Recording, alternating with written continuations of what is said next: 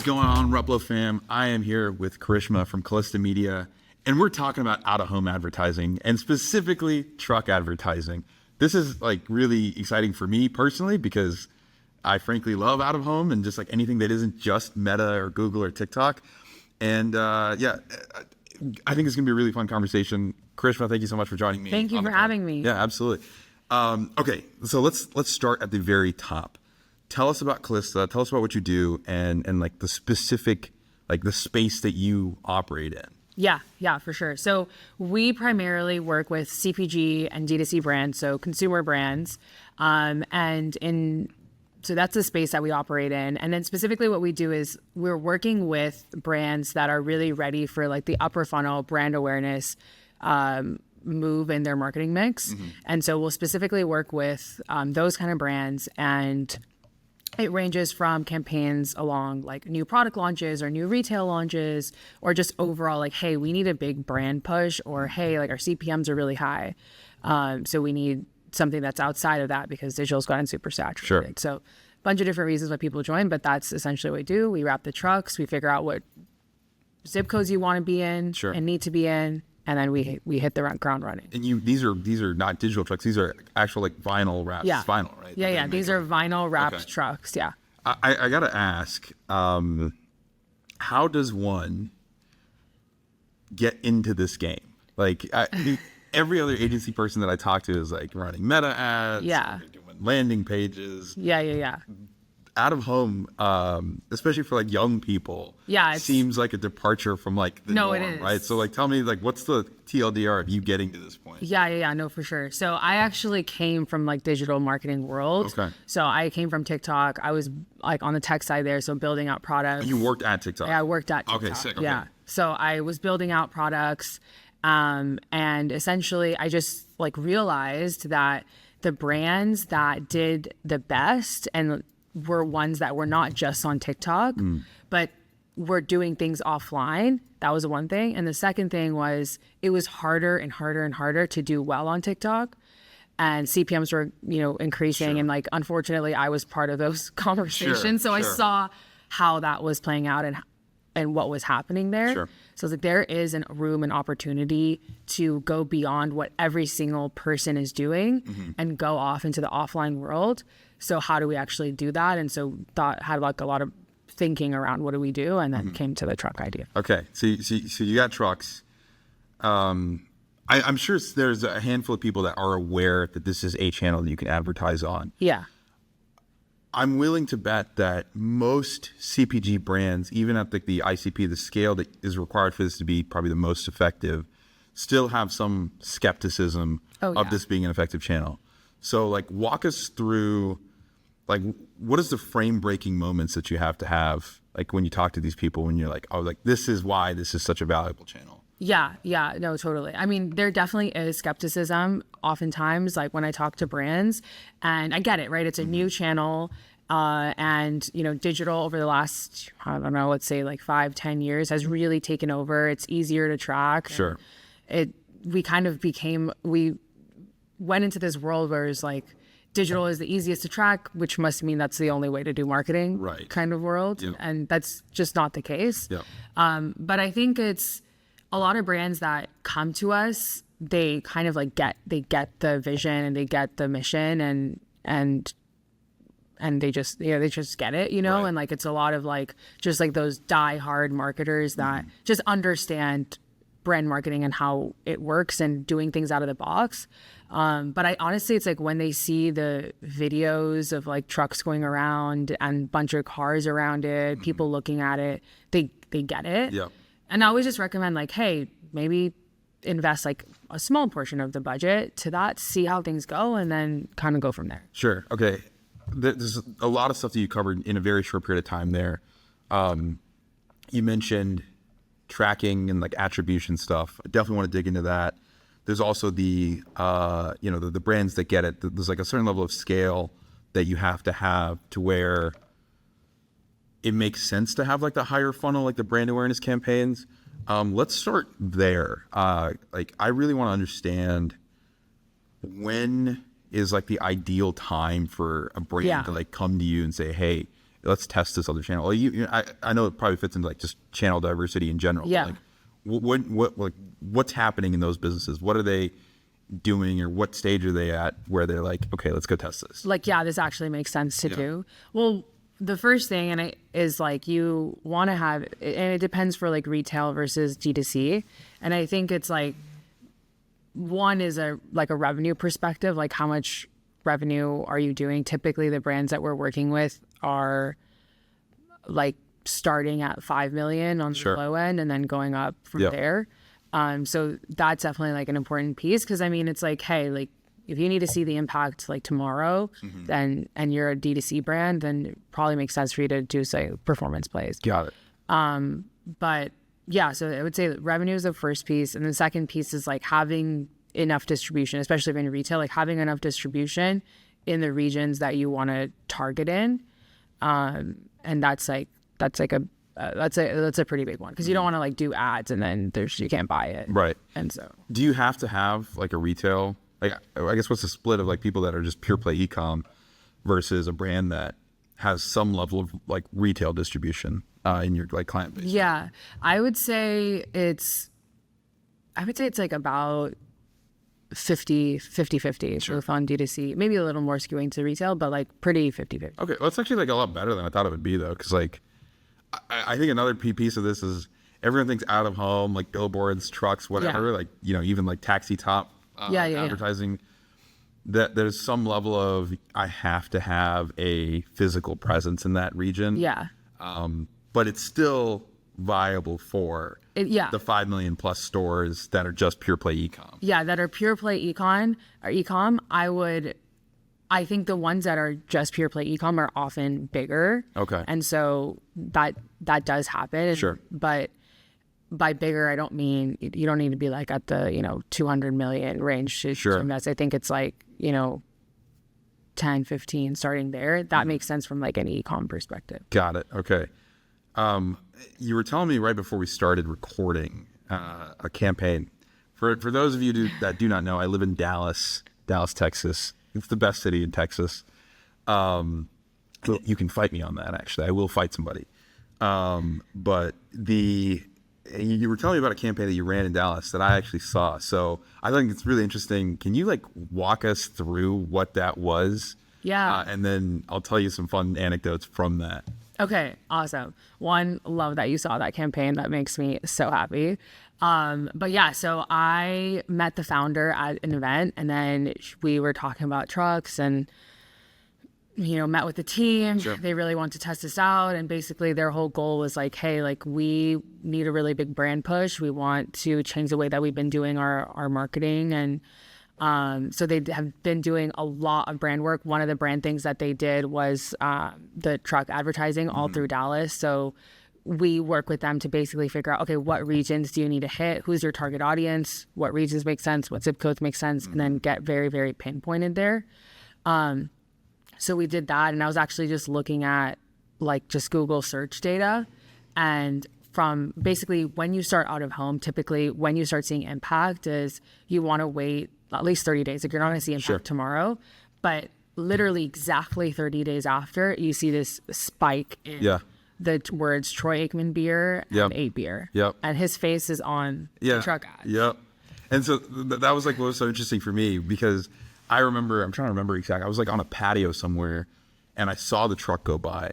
Yeah. And the way that I was describing it to Krishna before we started recording was like, she said that she was working with this brand. The activation was in Dallas. And I described what the truck looked like. So that's like how we know for a fact that I did see the right thing. I live downtown. You had it in downtown. You had it in like some of the really hot spots in Dallas. So I thought it was like really fantastic. And I will say it worked on me. Like I don't drink beer, but I'm a vodka boy. But like, yeah, it's like, anyway, like I've seen it, like I'm seeing the ads. I've probably seen, stuff posted on social. And then I see the truck, and then all of a sudden, like, okay, I'm inspired to like go buy this. Go buy it in store. And I think it's so powerful. And as someone that like, I've done a lot of direct mail in my career, so Like I get that Yeah. like alternate channel. Yeah. The 30-day like kind of attribution window thing, like do you have to coach people that are completely new to this Yeah. like through that? Yeah, definitely. That's such a good question. Yeah, definitely have to coach people through that. Oftentimes people will come to us and be like, hey, like we want to do a 30-day campaign. And usually I'm just like, honestly, dude, like you probably just shouldn't do it because in 30 days, you're likely not going to see much impact. That's when you start seeing impact and then you just cut it. Sure. It just doesn't make sense. I'd rather you put that budget somewhere else. And then when you actually have like full budget to do it for a couple months, then come to us and then we can really fully see the total impact versus just because I want to make sure people have a good experience Yeah. when they're, especially when they're investing in brand awareness. Maybe it's the first time they're investing in this kind of channel. Right. So, So kind of building off of that, like, is there a kind of like a minimum effective dosage, like a minimum run that you think is like, if you go below this, like 30 days, you go below 30 days, it's not worth it. Is it longer than 30 days? Is it like 45 days? Is it 60 days? What's like the minimum that you would typically say, hey, like this is what we're going to run it for? yeah, minimum 2 months, so 2 months, 60 60 days, days. Yeah. And then there's also like the play of how many trucks are you going to do as well. So that's very dependent on the geo and how big the geo is. So, and then how long you did it. So like we had a campaign that was like 6 months. Sure. And so you're doing it for 6 months. You can do fewer trucks. But if you're going to do it for a shorter period, you want to have more trucks because it's really all about the frequency. And that's just like the name of the game. And especially in out of home, like you want to make sure your customers or your audience is continuously seeing the brand. And then that's how they like build the association and connection with the brand. Okay. I've got so many like kind of differing thoughts going on here. I got to write these down. The frequency thing is pretty cool. So you like, in a way to combat CPMs, you want to be able to show these ads as often as you can. Totally blanked. I've totally forgotten the question I was going to ask. So I will go to a question that I do know how to kind of get through. So like the budget that you would typically like suggest for somebody is determined by how long you're able to run this campaign, how many trucks you need to run. Yeah. Is there like some sort of like multiplier on like if you need to run a truck through a specific geo like more times in the day, or is it like how do you like do route selection and how often someone like is actually driving the truck around? Yeah. So the route selection is like you're asking like how do we do route selection? Yeah. We will work with the brand to figure out their target audience. So oftentimes it's brands that are hitting for some reason every brand that we've worked with is really trying to target like the health conscious consumer, like more like a higher income consumer. It just seems like that's, I don't know why. But so then we'll work with them on like which zip codes like make the most sense. So like, for example, there's like right over here, like I was telling you, west of Costco, there's a distribution center. And so over there, they have routes that are going specifically only in the beach cities in Los Angeles. Gotcha. So we're like, okay, so we know, okay, if someone wants to hit this demographic, this is these are the trucks we're going to use. Got it. Okay. And you've got that for pretty much, what's like the smallest geo that you like where this like works? Is there a limit? That's a good question. I mean, I feel like everyone always wants to do it in the bigger like metro cities. Sure. So we haven't, but we got a request to do it in Tulsa, for example. So like we can do that. So I grew up around Tulsa. So okay. like, yeah, it's like, it is big for Oklahoma but it's very small relative to everywhere else. A couple years ago, I got to run a truck around some of the smaller like suburbs of Dallas, so like Mansfield and Denton. And these are like, I think Denton has a population of like 30,000 people, which it balloons when there's school and such. It's a college town. Then Mansfield's like 70,000 people. And that was like materially like impactful. Like we did see more traffic over like 45 days from that. One of the things that we made a point to do on our ad was we had a specific offer. Like if you came in and you said that you saw the truck, we would give you a free bar of soap. Right. Yeah. So like, do you typically like, what's the split between having an offer in that ad versus like? here's the brand. Yeah, for sure. So for brands that really want, there's certain brands that just do not care about the tracking, and they're very much like brand plays. And so for them, we don't really like go the QR code route. But there's certain brands that really want to understand the tracking piece of it. And so for those, if you want to do a QR code, you have to have a compelling offer. Because to be honest, when's the last time you scanned a QR code besides like at a restaurant? Yeah. I mean, I'm sure not doing it while I'm driving. And then add the thing that you're driving as well. So you're not. So it has to be a very, very compelling offer where it makes sense. Otherwise, again, I'm like, just have the brand. Yeah, just have the brand. Right. Yeah. Okay. And then, I want to go back. We've kind of danced around this a little bit on the attribution piece.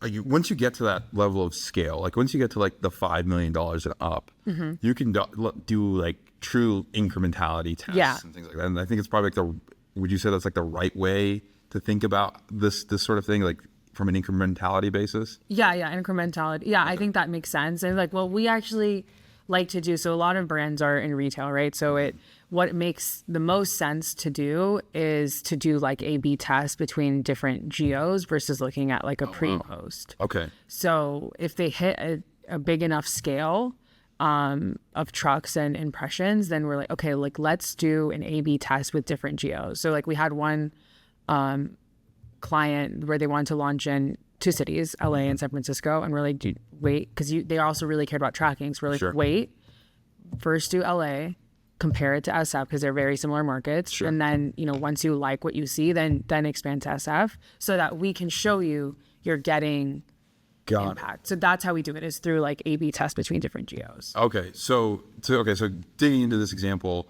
You did simultaneously run like small tests in an LA market and an SF market, or you did LA first? Just LA. Just LA. Okay. Just LA first. Compare it to SF, and we basically worked with them to see, okay, what's a geo that. So you're comparing. Okay, so you're just comparing like overall sales volume in those geos. So like, okay, here's LA's lift was this percent, and then SF stayed the same, or it didn't. If it did lift, then you're like, okay, maybe there wasn't. Yeah. Impact. So what we look at is. Within the zip codes that the truck traveled, same store sales within those zip codes. Oh man, same store sales. That is just being in retail and having that like experience of being brought back to that part of my career. Yeah. For those, I guess like the TLDR, do you want to give the explanation of same store sales? I think you do a better job than I would. Same store sales is basically sales for that specific store that. Let's say it's like store like ABC. What do sales look like over time for store ABC? Yeah. It's a day over day, week over week, et cetera, month over month, year over year. Yep. And typically brands have like quotas for like same store for sales per store. Like every retail business is built on that metric, and I don't think I think it's worth calling out because it is not a concept you would typically have in. Like the Shopify only brand. Yeah. I say like your Shopify store is the same store. Yeah, that's like the store. Right. But it's like a very retail focused metric of like what is for that, because every store has different different demographics. Right. Right. Like the Ralph's over here in Manhattan Beach is going to be a way different demographic than the Ralph's in Hollywood. Sure. Yeah. What other metrics do you typically track? Yeah, so one is sales. The second is looking at like the Google search trends as well. So that's another one that we look at. And then also any social media chatter, posts, reposts, things like that. Okay. So we'll look at that. How often do you have... Okay, so let me back up. I know that because we're in the space, when we see stuff like that, like we're going to take pictures of it. We're like, oh, that's fucking cool. Like... Yeah. Who takes pictures? Right. Yeah. That is the question. Who actually takes pictures? Do consumers do this too? If there is a compelling offer to take a picture, then yes, people do. So like, there's we actually for one of the clients that we had, like it's an oat milk brand, and they like I was like looking at, I was just looking at their Instagram and I was like, oh wait, they like reposted a picture of someone was Nice. posting. So people Yeah. actually do. If you have good, like cool creative, and if you are a loyalist of that brand, Yep. you're more likely to. Yeah. Yeah. I mean, okay. So it's just another touch point. It's another touch. that gives them, space to engage. Yeah. And then, also, like, a lot of times brands will be like, hey, like, if you see our truck, make sure to take a picture and post it Nice. on their Instagram Yeah. or their TikTok or something like this. And then if you're a fan, like a hardcore fan, then you probably. When people run these campaigns, do they like increase budget on other channels simultaneously, or do you ask them to just keep things Things. Okay. Yeah. You don't want to have like too much muddying of the data. Yeah, if they're really looking, they want to track and see the incrementality, which a lot of brands do. Then mostly they actually want it. They suggest that. They suggest it. Okay. Yeah. So they're aware. I was always curious to know like how if anyone does like just go super aggro. I mean, like, let me back up.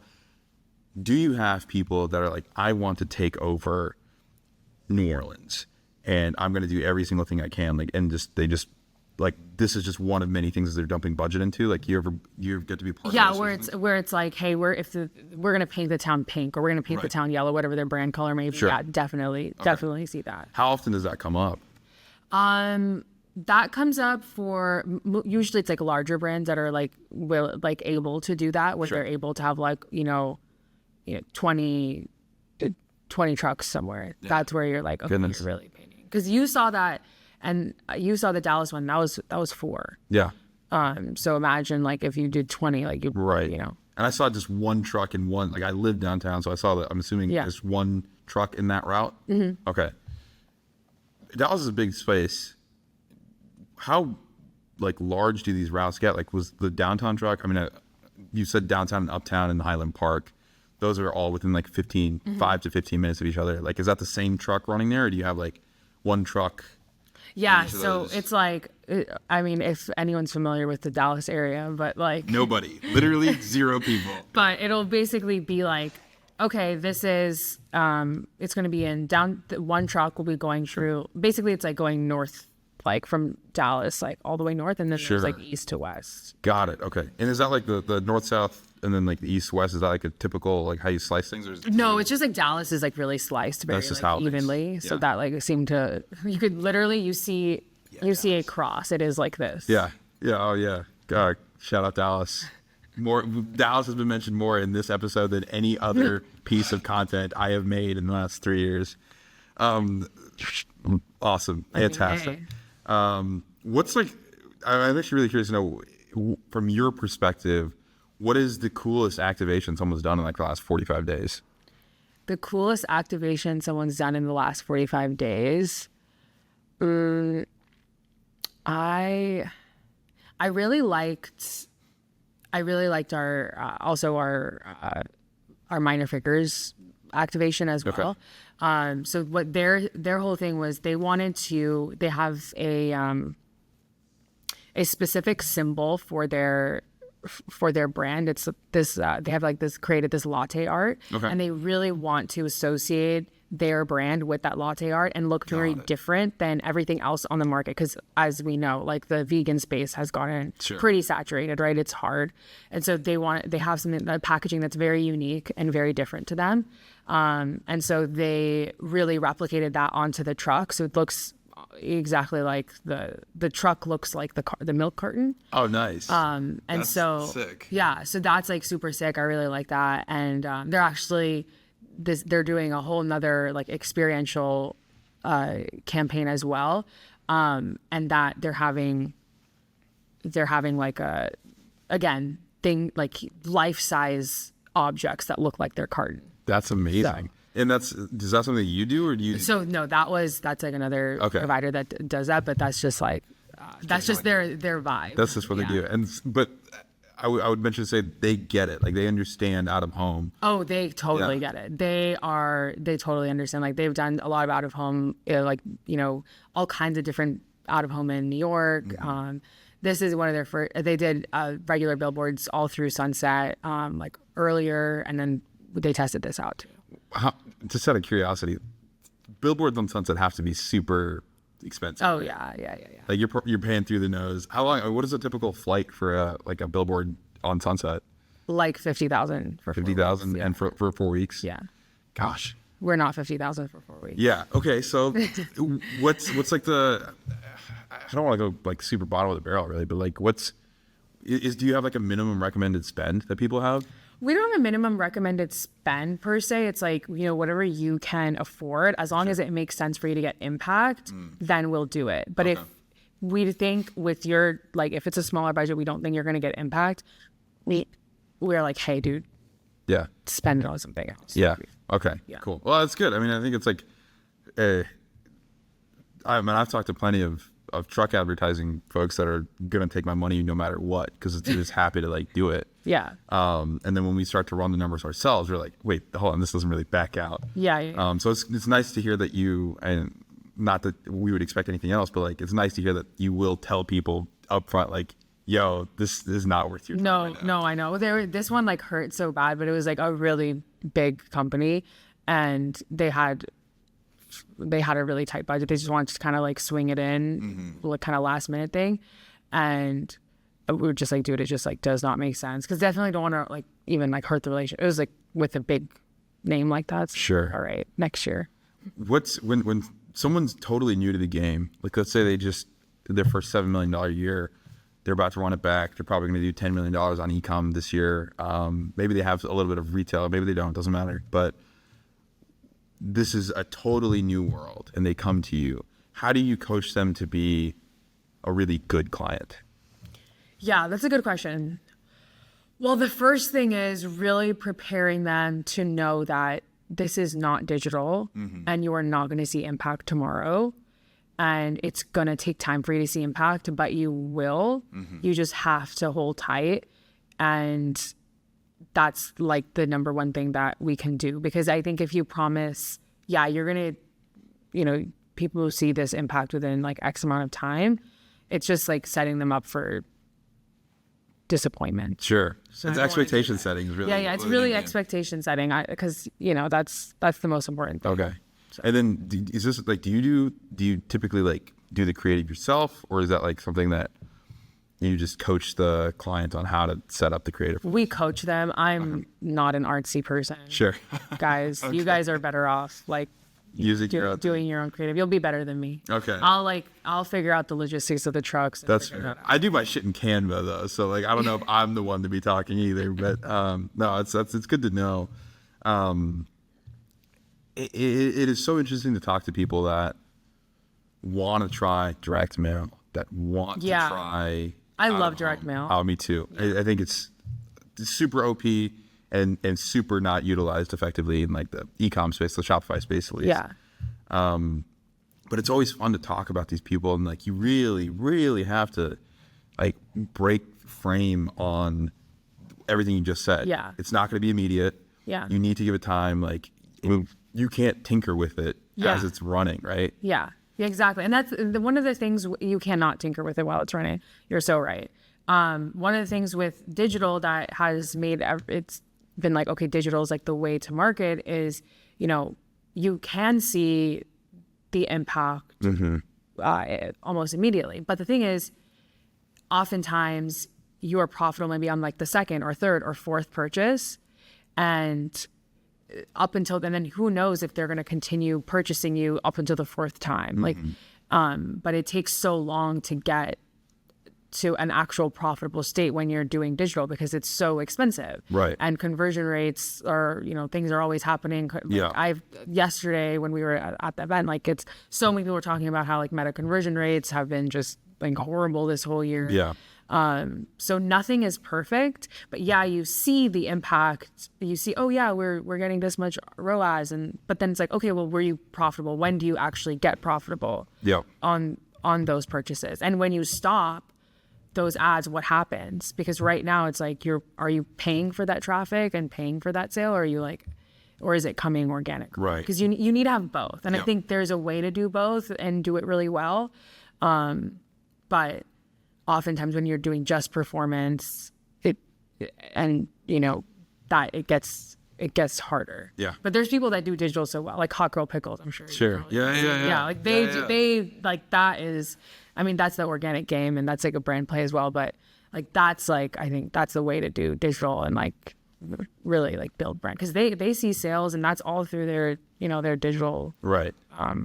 their like organic content. All right, so we're coming up on time. So I want to bring this home by asking you this. I'm gonna ask you a couple questions actually. Maybe we're not coming up on time. Maybe we're just gonna freeze off with us for like 5 more hours, because I could talk about this for 5 more hours, Me too.